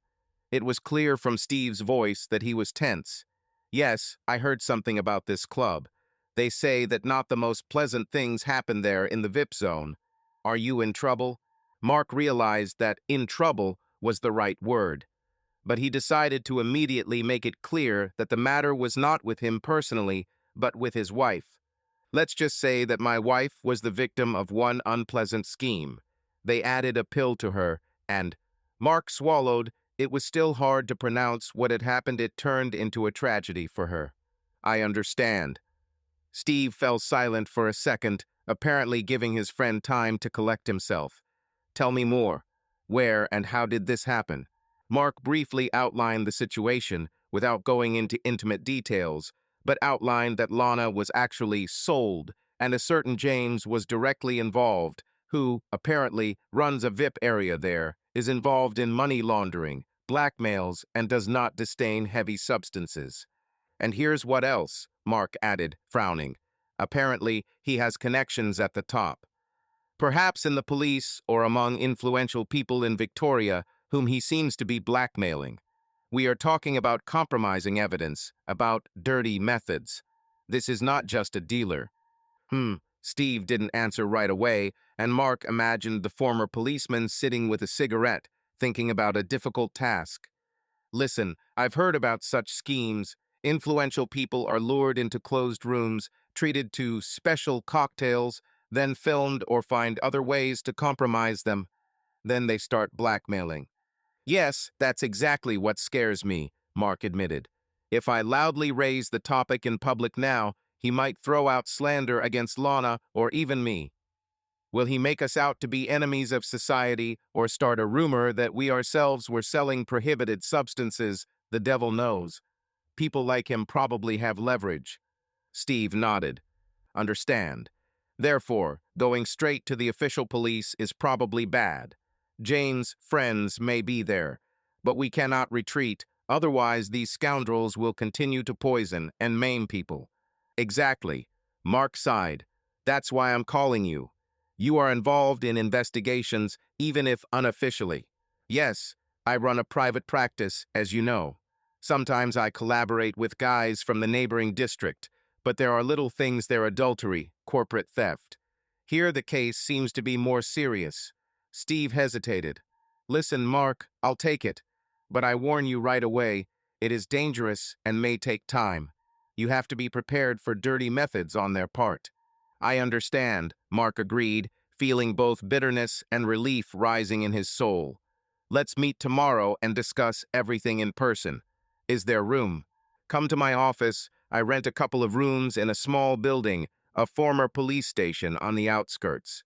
Let's talk. Mark thanked his friend and hung up. His heart was beating faster than usual, and he himself did not understand. Was it fear or anticipation of a new, but very serious fight? He was sure of one thing. Steve was exactly the person who had the experience, contacts, and hatred of dealers. Together, they might have a chance to push James to the wall. The next day, Mark and Lana drove to the outskirts of Victoria, where there was a modest office building, shabby, with rough-looking walls and a single sign that said, Private Investigation, Consultations. Lana was nervous, fiddling with her purse. Maybe I shouldn't be there? She asked quietly as they approached the entrance. What if I just get in the way? Don't think. You'll have to tell the detective what you remember. He will want to ask questions. Besides, you are the key victim. Your testimony can be of great help.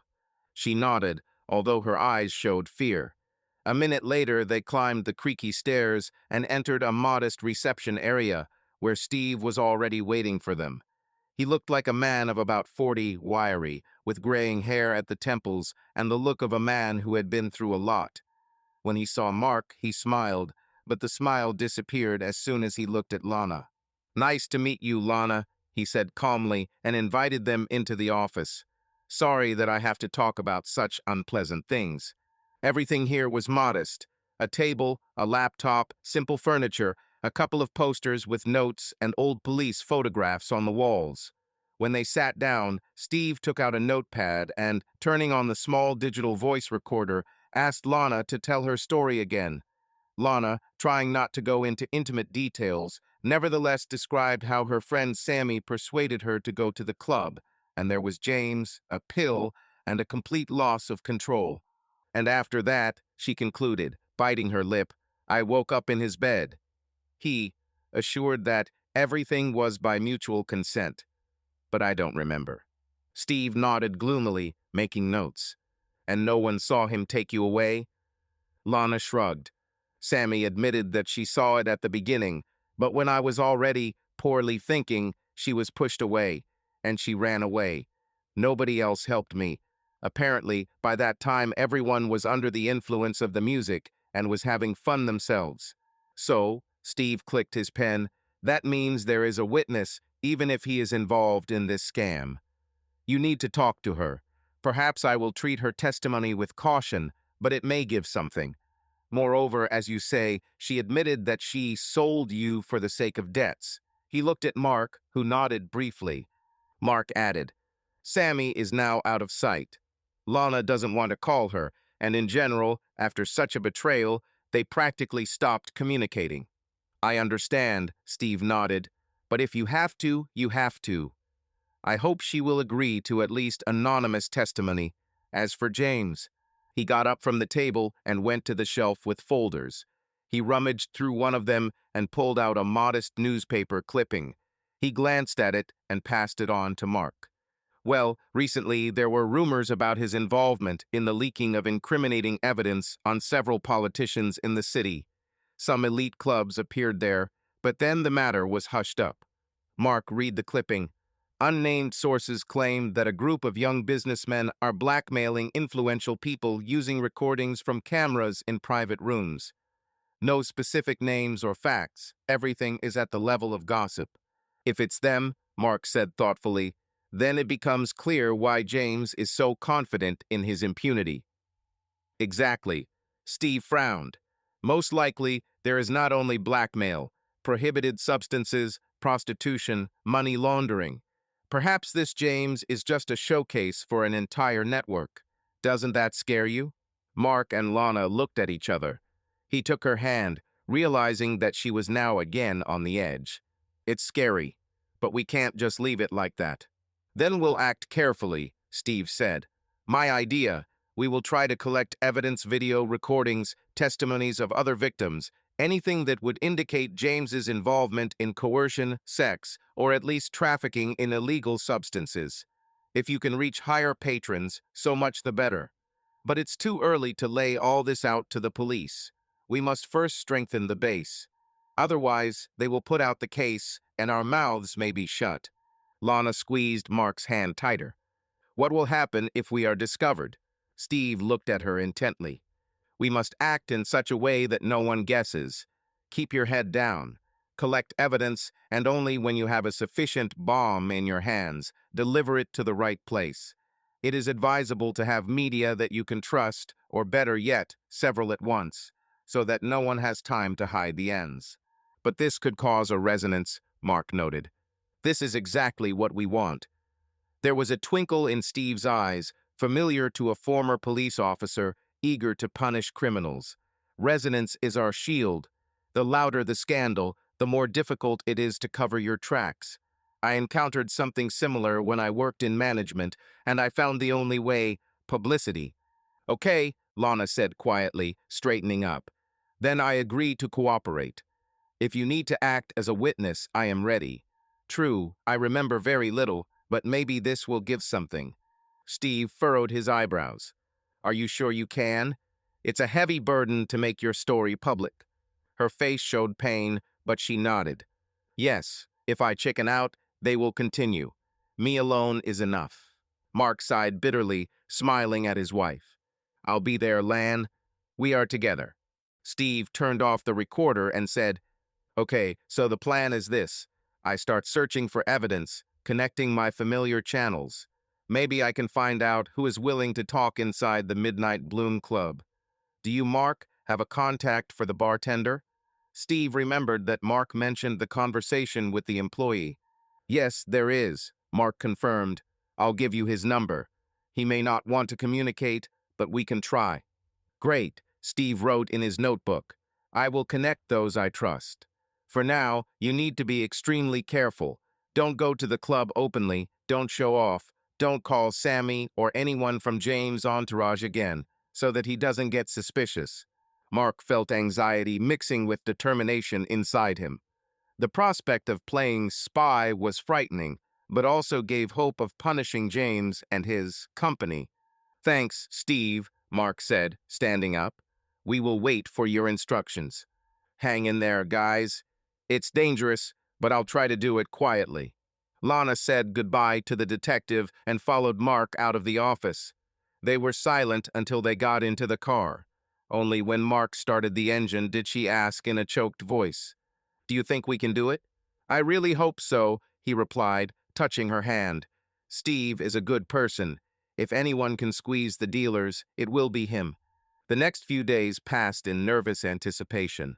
Steve wrote back to Mark in an encrypted messenger, saying that he had managed to contact the bartender and some other staff, but everyone was afraid to speak directly. Mark felt from a distance how this dark net was enveloping the city, and people feared for their lives. Lana tried to hold on. She went to work at the gym, although her productivity had noticeably decreased. Students noted that she was often thoughtful and absent-minded. Mark, too, could not fully concentrate on his duties at the logging company, but he understood that work was the only thing that gave a sense of ordinary life. One evening, Lana suddenly said, Mark, can't we try to find footage from the club's cameras? Maybe there is an archive. Interesting idea, he replied, but it can be risky. I'm sure James carefully guards such materials. After all, he himself is engaged in blackmail, which means he keeps everything under lock and key. Yes, Lana sighed, but the club should definitely have surveillance cameras. Maybe if Steve comes in disguised as a tech support worker or something. We'll see, Mark nodded. I'll tell him your idea. If we can get some footage of him carrying you away, that will be strong evidence. Lana looked down. But if it's filmed, well, our intimate moments.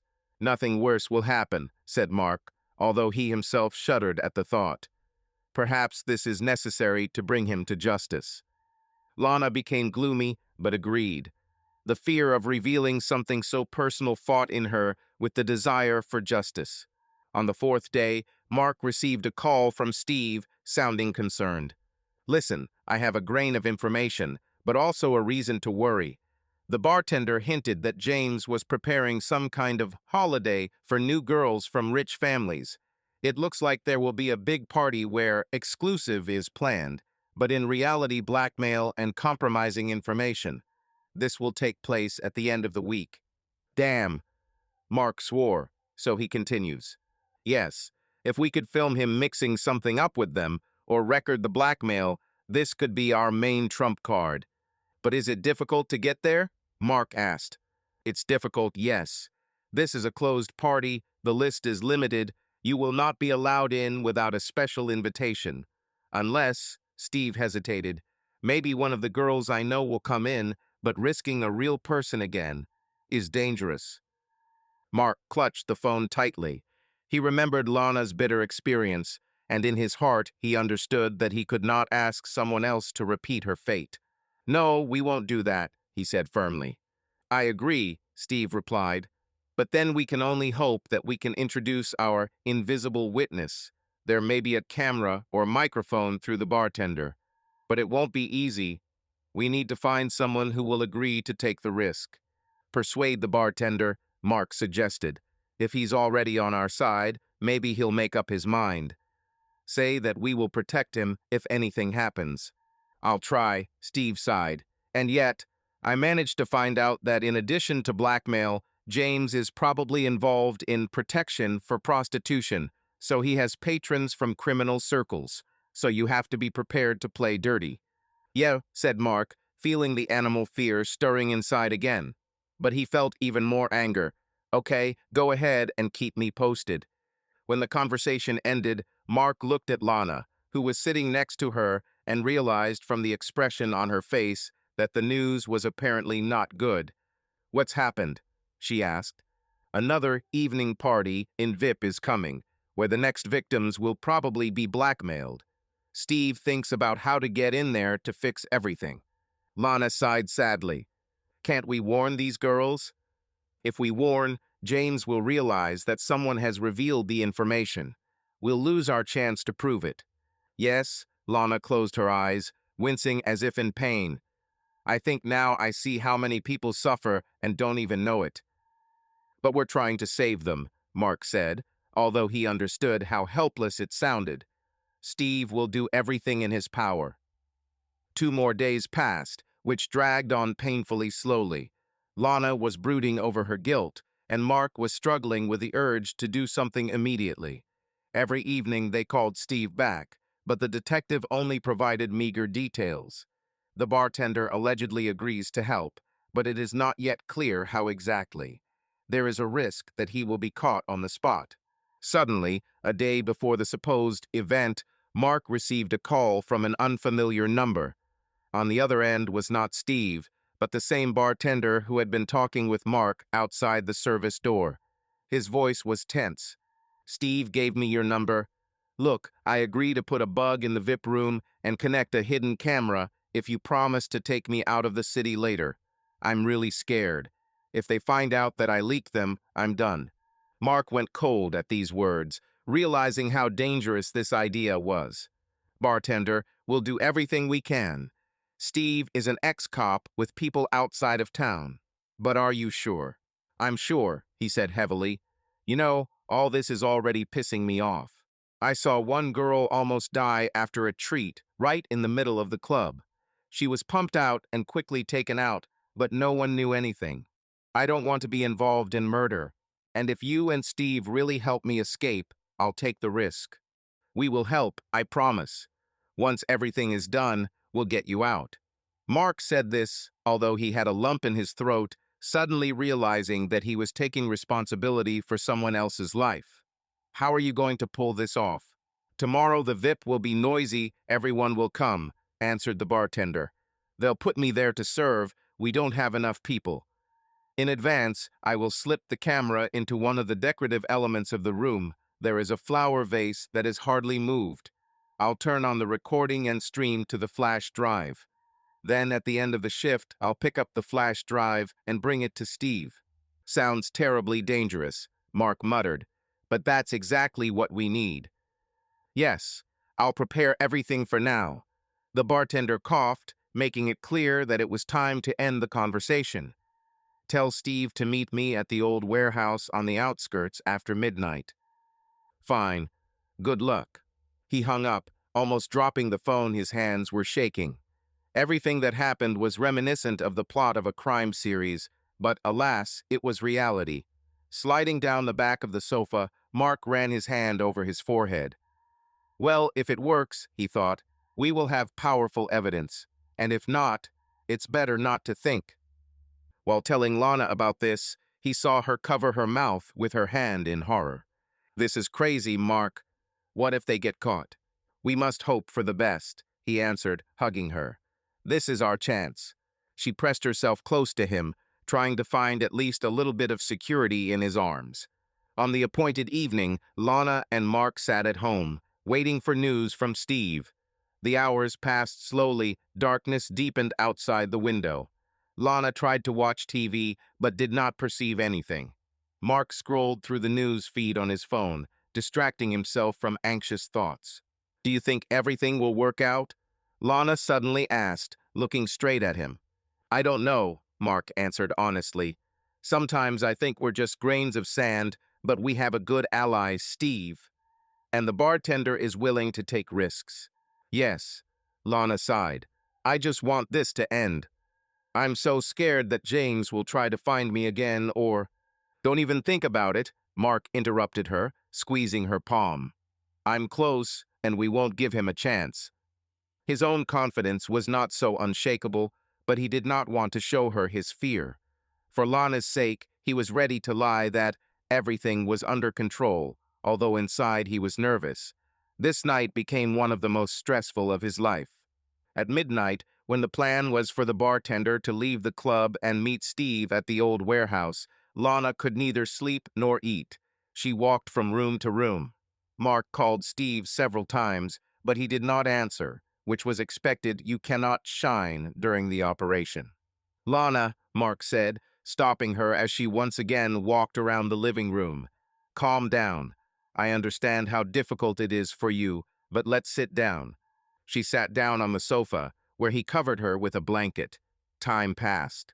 The clock on the wall showed 1 in the morning, then 2. Mark felt the tension growing. Why doesn't Steve call? Rushed through my head. What if everything went wrong? Finally, at 2:30, the phone rang. Mark rushed to him. Hello. It's me, Steve's voice came. You could hear him breathing heavily, as if he was running or nervous. I took the guy. He was discovered by guards when he tried to remove the flash drive. I had to act quickly. A couple of guys chased us, but we got away. Damn. Mark clutched the device, his heart pounding. Everything is okay. Are you okay? Yes, we seem to have left. Now we are going to a safe house. We saved the flash drive. I don't know what was recorded there, but it seems that enough was recorded. The bartender himself is wounded. He was scratched in the side with a knife. I am taking him to a doctor I know. Lord, Mark said, almost speechless. Thank you, Steve. Send me a message if everything goes well. Okay, the detective replied. But don't tell anyone yet, not even Lana. Let her not know the details. Got it, Mark nodded, glancing at his wife. Listen, hold on. Thank you. My pleasure. We can't let brutes like James go. I'll contact you later. The connection has been lost. Mark put down the phone, exhaling with relief. They are alive. The flash drive was also saved, he briefly told Lana, omitting the details about the injury. She closed her eyes with relief. Thank God. So now we will have evidence. There should be, Mark answered. We are waiting for Steve to study the recording. Lana pressed herself close to him. For the first time in recent hours, they felt some kind of relief. The main phase had passed. But there were still many unknowns. Will they be able to use the resulting recording without risking their own safety? How will James react when he learns about the failure? However, one thing is already clear. The game has begun. And now Mark, Lana, and Steve apparently had a serious card against the criminal network in their hands. And even if the struggle will be long and difficult, at this stage they have an advantage, or at least a chance. Now it was necessary to use these materials in such a way as to bring James to clean water and at the same time protect himself. It was late into the night outside, with the echoes of club life still echoing through the streets of Victoria. But in the depths of the city, a new confrontation was born. And Mark, looking at the exhausted Lana, knew he would do everything so that this dark story would not touch his wife again, and for James to finally answer for all the dark deeds he did in his midnight bloom. After stormy nights, covert operations, a bartender's escape, and gathering evidence against Midnight Bloom, Steve managed to provide camera footage and a series of witness statements to several trusted journalists simultaneously. The days seemed endless. Lana and Mark waited for news, constantly looking around, fearing revenge. However, the detective explained that once the information reached the media, James' underground network lost its element of surprise. A scandal broke out. Data about the signature mix in cocktails, recordings from the VIP area, frank testimonies of several victims, all this caused a huge public outcry. The police, now no longer able to hush up the case, were forced to launch an official investigation, and the top city authorities were unable to cover up their accomplices. Soon, operatives came for James and his entourage. The attempt to flee abroad was a failure. There were already directions at the border control. James was arrested. The network began to unravel. One after another facts of blackmail, trafficking, and incriminating evidence against influential people surfaced. The investigation turned out to be extensive, with the involvement of federal authorities. For Lana and Mark, Sammy's interrogation was a major turning point. After days of humiliating shame and fear of persecution, Sammy decided to come out of the shadows and take a plea deal. She was officially summoned. Investigators learned about her debts to James and her involvement in the sale of Lana. At first, Sammy tried to deny, but realizing that there was more than enough evidence, she chose to confess. She gave detailed testimony, describing in detail how James got her into debt, how he demanded to bring girls whom he could use for blackmail and compromising evidence. Her confession became one of the key links. The investigation received evidence that forced sex under the drug was part of the system. Sammy signed a deal with the prosecutor and got off with probation instead of actual prison time. Forgive me, Sammy whispered when she saw Lana in the court corridor. But Lana only lowered her eyes, not daring and not wanting to answer. My friend's tears couldn't change anything. Everything that happened left an unhealing scar in Lana's soul. While the city was seething with investigations and court hearings, Mark and Lana tried to repair their relationship. They talked for hours, argued, cried, remembered, analyzed everything that happened. It was painful for Lana to realize that the wrong step, even if taken under the influence of a drug, called into question her loyalty. It was painful for Mark to realize that someone was able to take advantage of his wife's helplessness while he was unable to protect her. Am I to blame? Lana asked, clenching her hands until her knuckles turned white. No, Mark answered, although there was still pain in his voice. But you can't erase what happened. And I will need time. They saw a psychologist to discuss the trauma and rebuilding trust. Lana, tormented by guilt, was ready to do anything to regain her former intimacy. Mark, despite the pain, could not turn away from his beloved. He understood that deep down he did not blame her, but rather himself and the circumstances. As the investigation progressed and James awaited trial behind bars, the wave of fear slowly receded. Mark and Lana increasingly found support in each other. Gradually, they learned to talk about sensitive topics again, plan for the future, and allow themselves dreams that they could still have a happy family. Several months have passed. The bright spring sun was shining on Victoria Street, reflecting on the calm water of the bay. Life went on as usual. After the scandal, the power in the city changed, some corrupt officials resigned, and the remnants of James's network continued to be fished out. One warm evening, Mark and Lana decided to take a walk along the embankment. It was once their favorite place. There they loved to watch sunsets, chat about the future, holding each other's hands. Now they walked in silence, feeling the cool wind from the water and hearing the cries of seagulls. Lana timidly took her husband's arm. "Do you think, can we ever forget all this?" Mark looked at her with a slight smile.